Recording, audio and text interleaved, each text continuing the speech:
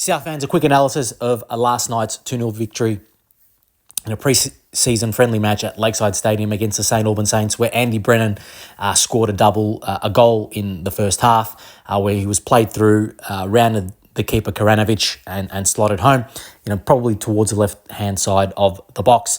And in the second half, he headed home from a Jordan Lampard cross from the left, to make it 2-0. Generally speaking, this was a match which, South Melbourne dominated. Now, it was a type of domination, certainly from a possession perspective. I would say, look, I don't want to, put out any negativity out there, but I'd say South Melbourne had, anywhere between 70 to 80% possession for the majority of the match. I honestly cannot recall a chance that St Albans created which, forced a save from South Melbourne goalkeeper. We had Harvey Lopez in goals in the first half and Hayden Brown in goals in the second half.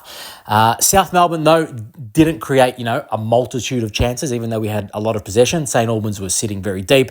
I remember telling a couple of individuals nearby where I was sitting, that, obviously Lakeside has a really good view of the ground, high up from the grandstand. There were times when St Albans had 10 or 11 men behind the box. So that's going to be an interesting thing for South Melbourne.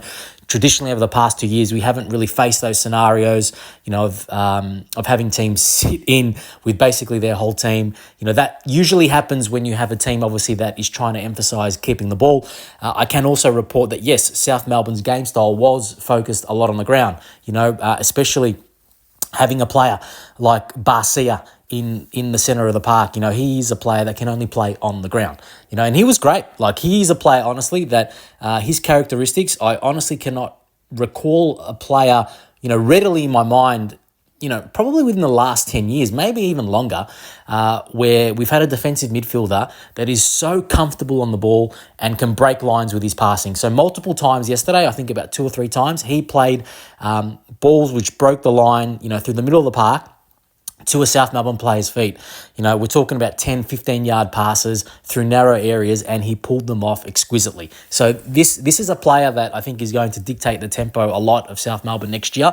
And when you think about, the attacking instincts of players that we have around him, for example, Kian Cuba, who did play yesterday, Max Mikola, Nahul Bernarda, Harrison Sawyer. Sawyer did not play yesterday, so following up from the Olympic game where he also didn't play. My understanding is he's got a slight niggle, so obviously South Melbourne wants him to play, against Melbourne Knights. He missed the game against St Albans. I'm not sure if he's going to play on Tuesday against Green Gully. The key is to get him ready for the Melbourne Knights. It's not a serious injury, is my understanding. So as mentioned, Andy Brennan scored a double. He did start the match, because Harrison Sawyer was injured. So as mentioned, the attacking qualities, I mentioned McCullough, Cuba, Bernarda, Sawyer, Brennan, and then you have, arguably 2 of the best attacking wing backs in the league, right? Like Jordan Lampard and also Jack Painter-Andrews. It's also worth noting that Jack Painter-Andrews, he was doing some stretching prior to the match, probably over and above stretching compared to the other players. He did start on the bench, so he came on in the second half. Morgan Evans started the match. So Painter-Andrews and Lampard as well. It's a lot of attacking weapons that South Melbourne has, throughout the pitch. So it's shaping up to be a really, really interesting squad with a lot of options, with a lot of technical quality, and the bedrock, obviously, starting from Harvey Lopez, and yesterday we had a back three of Marko Jankovic, Jake Marshall, and Ross Archibald. These players are close. They're very, very solid centre-backs within the NPL of Victoria. You've got really hard men. You could argue all players are quite physical, but I would say, especially Jake Marshall, never loses a header. Most challenges he puts in, he wins. Ross Archibald is similar. If he's going for the ball, he's going to come out with it.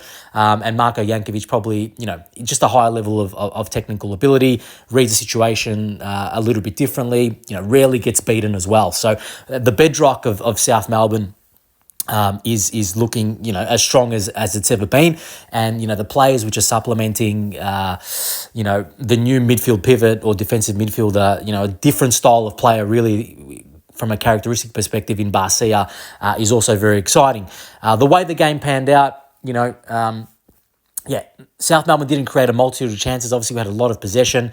Maybe we could have scored a third. There was a moment in the second half where Lampard got down the left-hand side into the box. Really nice low cross. I'm not sure who the player was, but, miskicked the attempted finish from about 10 to 15 yards. South Melbourne gradually in the second half rotated a lot of its younger players into the lineup. We ended the match probably with, almost 6 to 7 under 23 players, but also Emil Pios came on the second half and played about 35, 40 minutes. He was actually excellent. He was one player that certainly from this match, along with Barcia, really stood in my mind when he came on. I felt he had a good impact. So that's really how the game panned out. Dominance from South Melbourne throughout the 90 minutes, especially from a possession-based perspective. St. Albans defended and did limit, a multitude of chances. But on the flip side, it's South Melbourne has to work on its automations a little bit more, in that attacking third. We didn't have Sawyer playing. And we ended the match, with a lot of younger players, probably for the last 15 or 20 minutes, I would say. One other point I would say is South Melbourne is pressing a lot from the front. If you look at the characteristics of our players, Bernarda, Brennan, Sawyer, whichever of these players start up front for South Melbourne, they're going to be placing the defensive line of the opposition under a lot of pressure. And we saw that yesterday, and that really made it difficult for St. Albans to play. So that's my analysis. Hopefully you enjoyed it.